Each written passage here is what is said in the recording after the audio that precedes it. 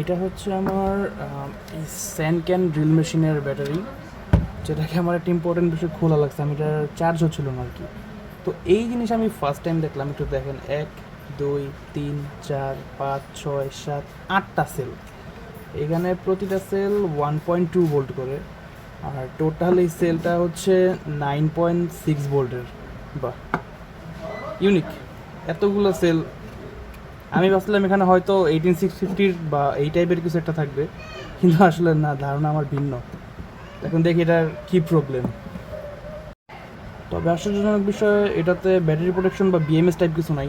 তো এই কারণেই হয়তো এটার চার্জারটা এত বিশাল আকারের। সম্ভবত এটার ভিতরে সিকিউরিটির কোনো সিস্টেম আছে, বা ওইরকমভাবেই ব্যালেন্স চার্জ হয়।